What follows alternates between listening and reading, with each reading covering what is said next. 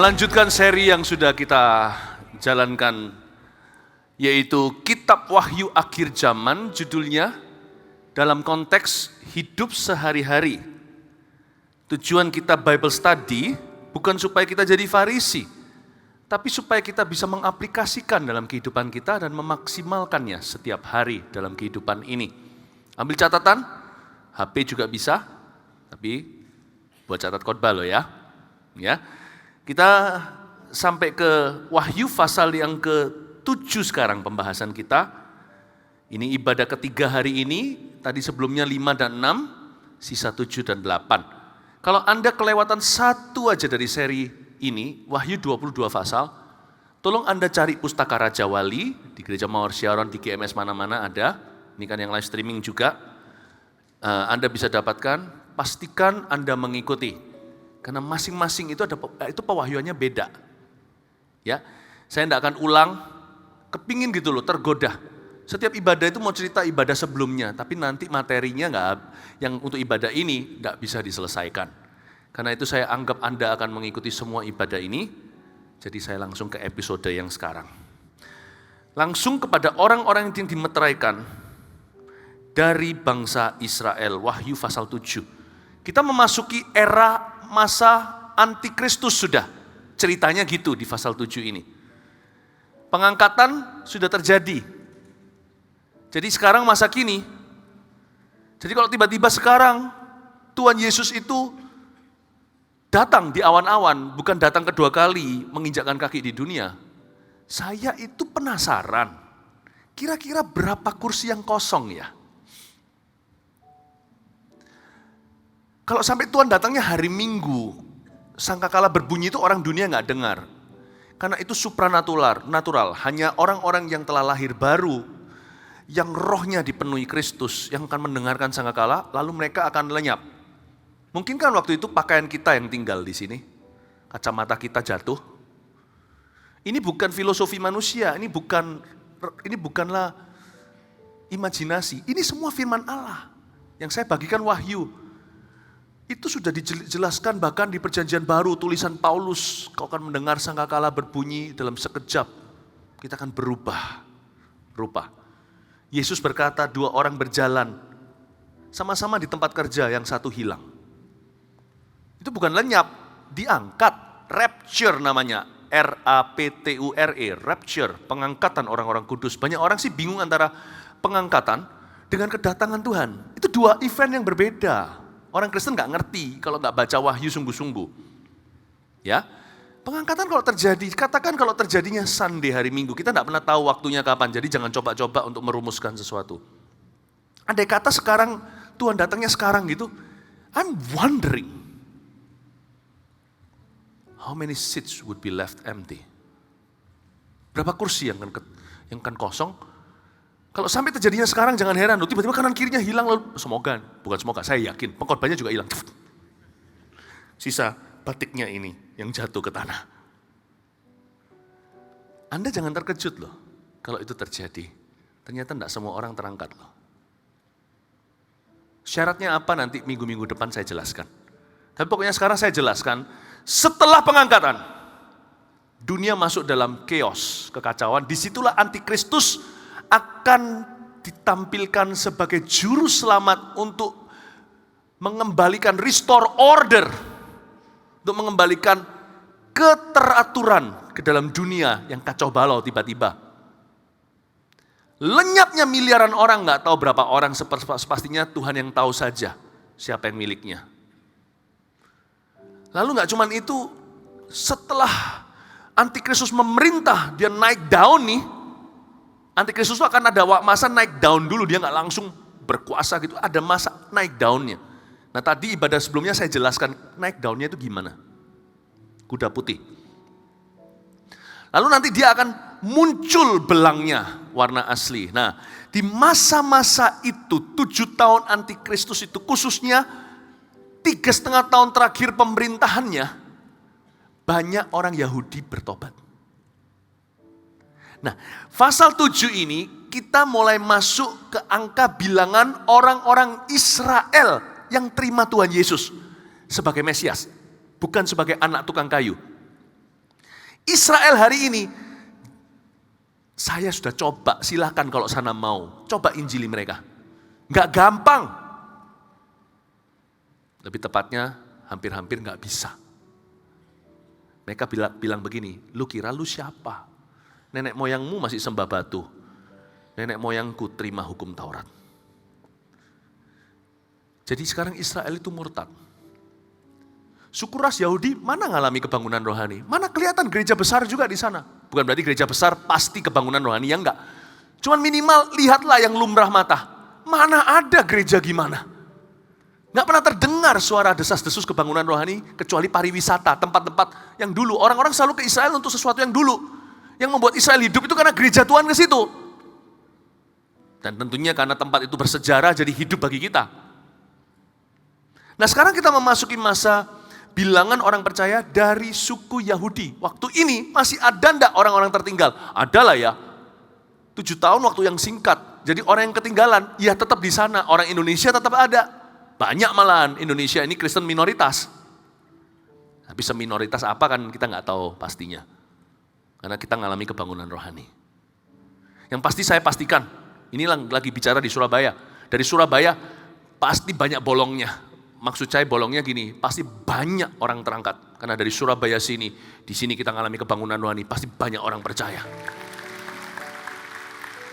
Amin. Jangan sampai yang ketinggalan itu papa kita, mama kita, istri kita, suami kita, saudara kita, anak-anak kita, ponakan kita, teman kita, rekan kita, supir kita, pembantu kita, bos kita. Itu tanggung jawab kita.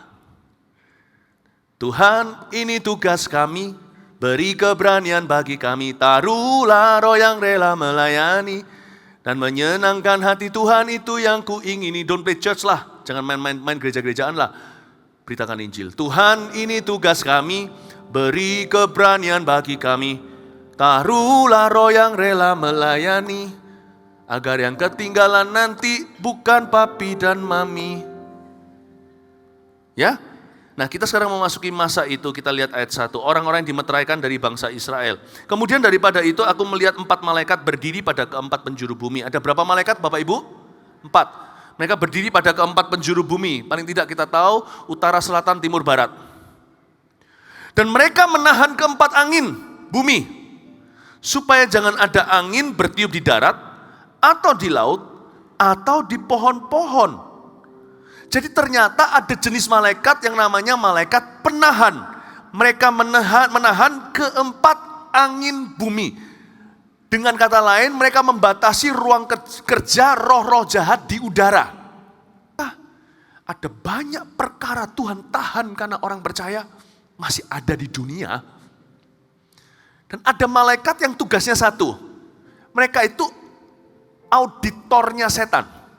Mereka mengaudit kalau setan mau melemparkan sesuatu ke dunia secara massal atau dalam kehidupan Anda secara pribadi, kalau itu kelebihan atau berlebih-lebih daripada kekuatanmu untuk bisa menahan.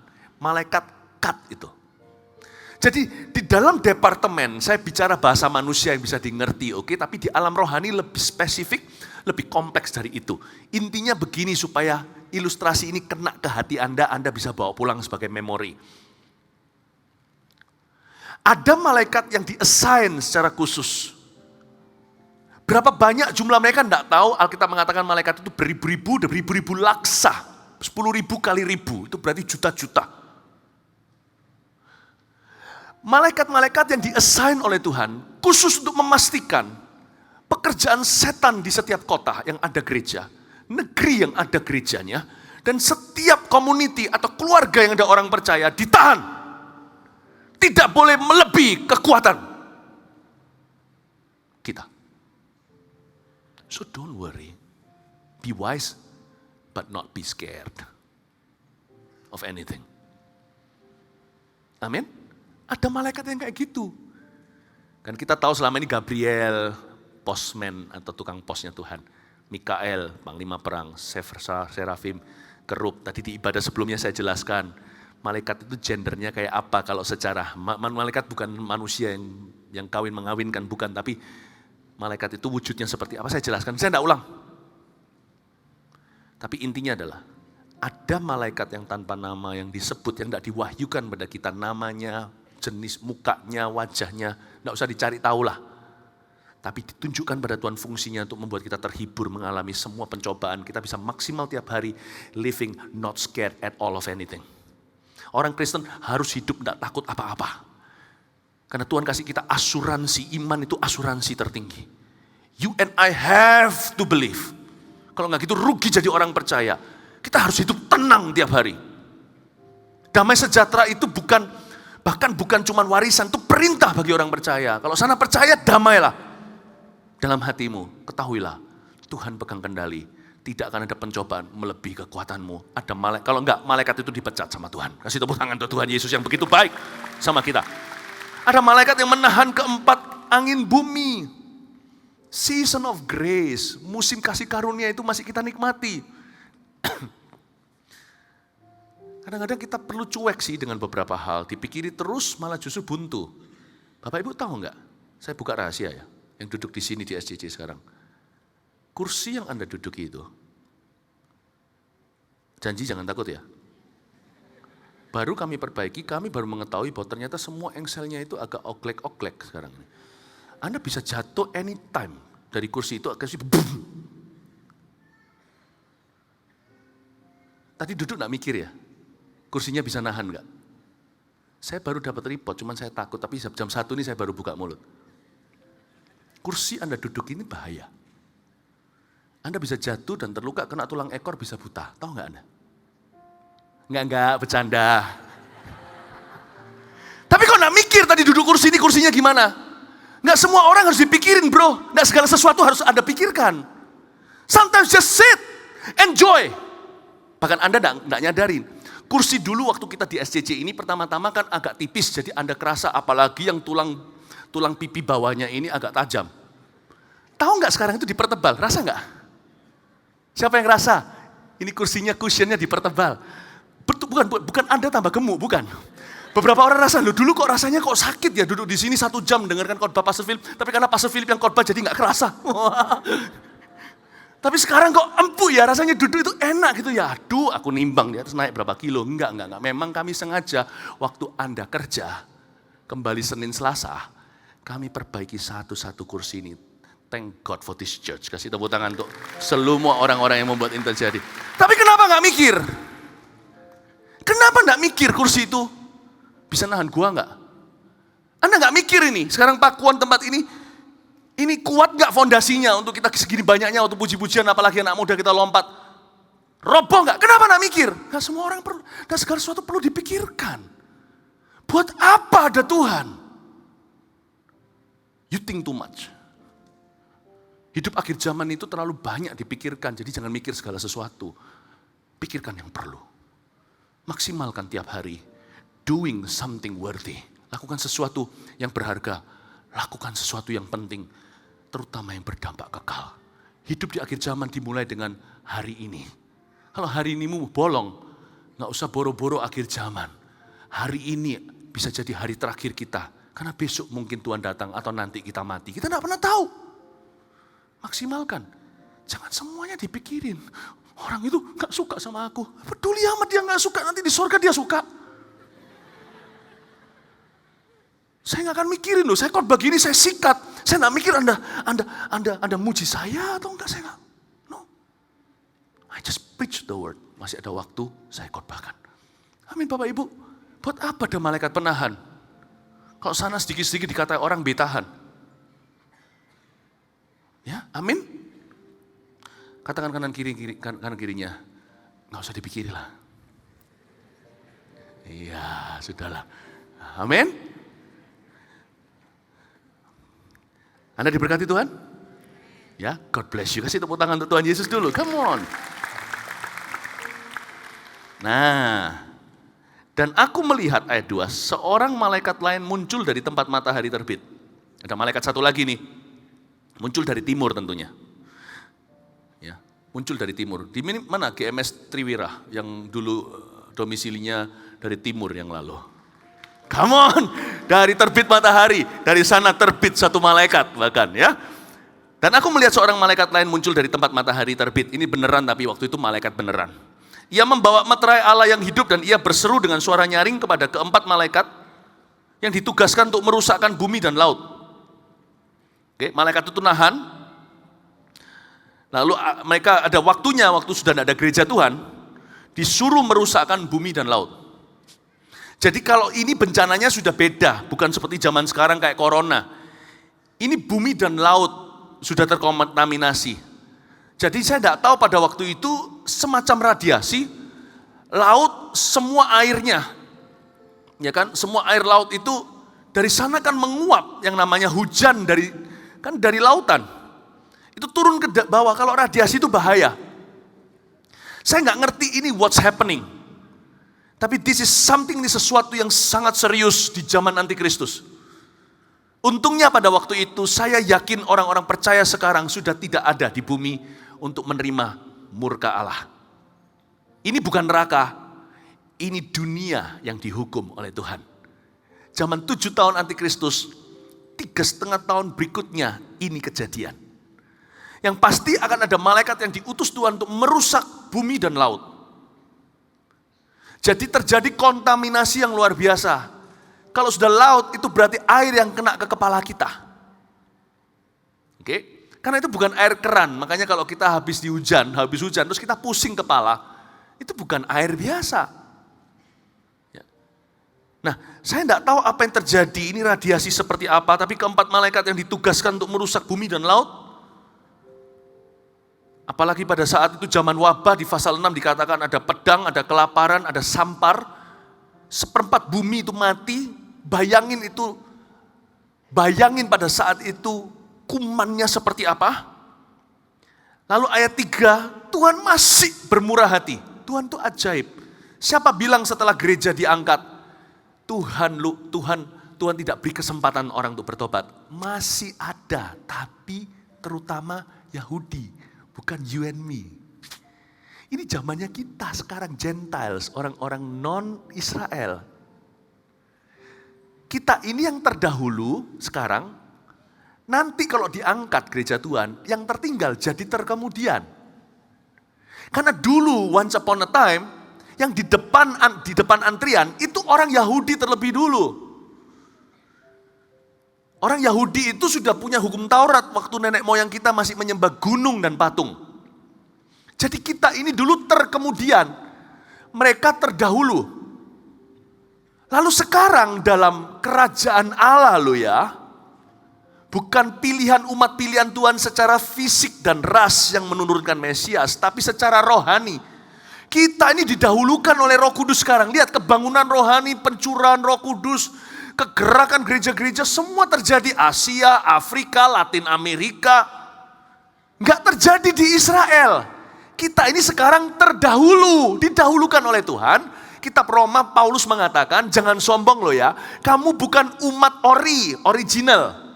Kamu dicangkokkan karena iman jadi anak Abraham. Karena itu doakan Israel supaya bertobat. Jangan kamu berbangga-bangga atau di atas kemalangan mereka. Karena lihat, mereka sekalipun anak asli, mereka diparang, mereka anak yang tulen, yang sejati, mereka dipatahkan rantingnya dari pokoknya. Karena mereka tidak percaya. Kita sekarang didahulukan karena iman. Didahulukan. Tapi Tuhan tidak pernah lupakan keturunan Abraham. Yang asli yaitu orang-orang Yahudi. Tuhan tidak pernah lupakan keturunan Daud. He will come again to them. Dia akan datang lagi kepada mereka sebagai Mesias dan sebagai juru selamat maksudnya. Sebagai penebus, Sebagai Mesias dia sudah datang. Naik di atas keledai, mereka berseru Hosana, Hosana. Sebagai juru selamat dia sudah datang sebagai juru selamat dunia. Tapi dia akan menebus mereka dengan sebuah kesempatan terakhir. 3,5 tahun terakhir. Dari 7 tahun pemerintahan antikristus. Detik dihitung dari waktu. 7 tahun dihitung mundur. Ya, countdown maksudnya. 7 tahun itu. Dari sejak gereja perjanjian baru diangkat ke awan-awan. Oke, lalu 7 tahun mulai tiktok 365 hari kali 7. Sejak kita diangkat, orang non-Yahudi bukan lagi lakon kebangunan rohani. Orang-orang non-Yahudi kayak you and me, kesempatannya itu now, today, hari ini. Betul sekali lagu sekolah minggu, hari ini harinya Tuhan. This is the day that the Lord has made. Karena sejak pengangkatan, kalau Anda dan saya tertinggal, kita akan jadi terkemudian. Sekarang hanya hidup bagi Tuhan, nanti harus mati untuk Tuhan. Tidak ada orang bisa survive sebagai orang Kristen zamannya antikristus. Kalau ada yang luput pun itu untung-untungan, karena masa antikristus diperpadat, disingkat jadi 7 tahun saja. Kalau tidak semua orang musnah. Saya ajak Anda untuk, saya ajarkan semuanya, ini firman Tuhan cuman mungkin diabaikan. Jadi saya perlu membantu Anda mencerna, karena ini semua yang dikatakan di kitab Wahyu. Tapi saya ajari supaya Anda bisa mengerti pelan-pelan apa yang akan terjadi. Ya, karena itu kapan harinya kita diselamatkan sebagai orang non-Yahudi? Now. Kapan kita beritakan Injil kepada orang yang kita kasih, kalau mereka bukanlah orang Israel? Now. Karena kalau Yesus datang malam ini, that's it. Dia ditinggal. That's it. Selesai dah. Masuk ke zamannya revival Yahudi. Anda sudah tidak masuk hitungan dan bilangan. Waktu itu bukan hidup bagi Kristus mandatnya. Mati bagi Kristus kalau masih bisa hidup untung-untungan. Itu loh 666, 666, tit di sini. Tit itu akan mulai berlaku. Tapi sekarang nggak bisa. Masih ada gereja. Mereka mau eksperimen gimana infeksi itu. Karena gereja Tuhan ini penahan. Bukan cuma malaikat nahan empat arah. Gereja ini juga penahan. Yang menahan supaya antikristus dimunculkan. Yang menahan supaya jangan sampai kejahatan itu merajalela. Yang menahan sampai wabah itu nggak sampai epidemik sekalipun pandemik dunia. Nggak sampai 1/3 bumi mati, 1/4 populasi. Nggak sampai terjadi. Itu gereja perjanjian baru. Kenapa takut ke gereja? Gereja ini cure-nya. Alamak kata orang Malaysia. Gereja inilah antibiotiknya. Oh haleluya. Oh dengar gitu katakan haleluya dong. Itu Anda loh. Kalau ada yang takut, contohnya corona, sedikit kasih intermezzo di sini. Doa sama keluarga berkata corona out. Sebelum kamu masuk, jangankan corona wabah apapun, sebelum masuk ke rumah, lihat di jendela atau di pintu gerbangnya. Kan ada olesan secara rohani, tidak kelihatan dengan kasat mata. Darah anak domba di sana. Malaikat maut ngapain masuk sini? Salah alamat loh, pergi tetanggaku. Jangan. Amin. Kapan waktunya kita diselamatkan? Sekarang. Kapan waktunya kita dibaptis? Sekarang. Kapan waktunya kita melayani? Kapan waktunya kita untuk bisa memenangkan jiwa? Kapan waktunya mendoakan teman-teman kita? Sekarang. Sekarang. Kapan waktunya untuk melayani Tuhan? Sekarang. Karena kita non-Yahudi, kita orang Asia. Tapi Tuhan bilang gini, ayat 3, katanya, janganlah merusakkan bumi atau laut, atau pohon-pohon sebelum kami memeteraikan hamba-hamba Allah kami pada dahi mereka. Waktu itu, bahkan 3,5 tahun terakhir dari pemerintahan antikristus pun tidak diizinkan sampai musnah dan punah. Tuhan pernah mengatakan pada waktu itu jikalau, Tuhan ngomong sama orang Yahudi nih, sama murid-muridnya. Tuhan ngasih pengajaran kan seperti ini. Itu juga berlaku untuk gereja, tetapi lebih tepatnya untuk akhir zaman. Tuhan berkata gini, itu juga berlaku untuk mereka maksudnya waktu itu. Tapi lebih tepatnya untuk akhir zaman. Dia berkata, kalau ada di antaramu yang bekerja di ladang, jangan kembali untuk ambil jaketmu, lari. Kalau ada yang sebetulan ada di atap rumah, jangan kembali ke rumah, lompat, lari. Pergilah ke gunung, ke tempat-tempat itu. Dan celakalah ibu hamil pada saat itu. Dan jangan sampai itu terjadinya pada waktu winter atau musim dingin. Yesus ngomong begitu. Ngomong apa sih? Memang sejarah mengatakan terjadi pembantaian orang Yahudi di zaman Romawi nanti. Itu terjadi kejadian sungguhan secara sejarah. Tapi karena firman Tuhan itu bermata dua. Dia juga bicara tentang suatu saat nanti. Ketika kejadian ini akan maksimal digenapi nubuatan ini di zaman antikristus. Pada saat itu adalah saat mengerikan.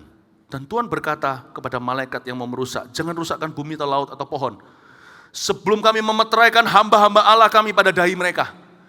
Berarti Tuhan menunggu susulan terakhir daripada orang-orang Yahudi yang akan diselamatkan. Orang Israel tidak dilupakan Tuhan. Mereka tetap adalah bangsa pilihan. Kecil gitu seperti upil, tapi pinternya luar biasa.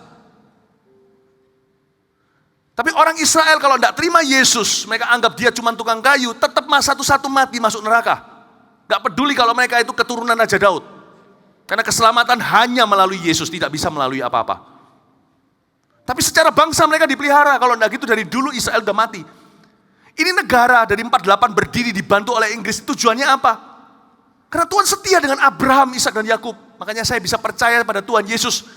Lihat anaknya Abraham dipelihara ribuan tahun, membanggang kayak gitu, tetap Tuhan setia. Saya mati pun kalau Tuhan belum datang, anak saya aman. Makanya saya tidak mau kuepangkan anak saya ke siapa-siapa, saya kuepangkan ke Yesus. Karena hanya Yesus yang membuktikan setia dari Adam dan Hawa sampai dari Abraham bahkan yang bisa jaga anaknya sampai ribuan tahun kemudian. Tuhan setia. Negara Israel ini nanti berujung di situ antikristus akan memerintah. Mereka ngejatuh. Sekarang ini loh, orang-orang Yahudi kan tidak mau Kristus. Yang tidak mau Kristus ya dapat antikristus. Tapi Tuhan memberi kesempatan terakhir, katakan kesempatan terakhir. Allah kita itu sangat panjang sabar, dia kasih kesempatan terakhir, akan terjadi kebangunan rohani orang-orang Yahudi. Dan ini bukan karena gereja Tuhan Perjanjian Baru yang sekarang didominasi oleh orang-orang non-Yahudi. Saya pernah coba injili orang Israel. Israel tenan, Yahudi tulen. Saya pernah ke Palestina, beritakan Injil, tapi itu beda, Palestina kan, Arab. Saya pernah khotbah pada orang-orang Yahudi, tidak gampang. Kuasa Roh Kudus kerja loh, ini beneran terjadi. Saya doa itu beberapa di antara mereka, tidak banyak sih. Mereka beberapa itu sampai rebah, bam, bam, bam, bam. Itu rebah seperti orang dijamah Roh Kudus di FKA atau di gereja. Tetap setelah itu ada yang email saya, lu kira lu siapa? Kurang lebih seperti itu. Kata-katanya, kamu menyinggung kami. Karena saya beritahu sama mereka, sekalipun sana anak Abraham, kalau tidak melalui Yesus juga matinya masuk neraka. Mereka tersinggung setengah mati. Karena saya ini kan dianggap sama mereka kafir. Saya kan dianggap saya ini anak penyembah berhala. Saya ini siapa golongan tak bersunat kita ini di mata mereka. Bayangin, sudah mengalami kuasa Roh Kudus di dalam pelayanan saya, pelayanan kami, tetap tidak bisa bertobat. Karena mereka tidak look up. Kalau bicara soal agama, mereka tidak look up karena ras manapun juga. Yahudi merasa superior, kami bangsa pilihan. Paham maksud saya? Jadi nanti ini yang terjadi, bukan by the New Testament Church. Bukan karena gereja Tuhan. Nanti terjadinya ada, tapi bukan di chapter ini nanti. Di pasal yang berikut-berikutnya nanti, kebetulan nanti di ibadah berapa jatuhnya, saya tidak tahu. Nanti akan dijelaskan, Tuhan kirim 2 nabi yang tidak pernah mati. Saya kasih bocoran. Yang tidak pernah mati cuma 2 sih. Tunggu tanggal mainnya, saya beritahu. Nanti Tuhan juga pakai malaikat untuk beritakan Injil. Jadi ini angelic. Jadi sekarang jangan minta malaikat injili. Malaikat bisa tuntun mereka seperti Cornelius utusannya ke depan rumah Petrus. Tapi yang injilin adalah Anda. Kunci Injil sekarang itu di tangan gereja. Nanti gereja tidak ada, itu di tangan nabi. Tidak bisa, Injil orang Israel itu susah. Ada, rate suksesnya ada, tapi nggak besar. Tidak tinggi, oke? Jadi sekarang Anda harus tahu bahwa akan ada susulan nanti. I want to see Jesus.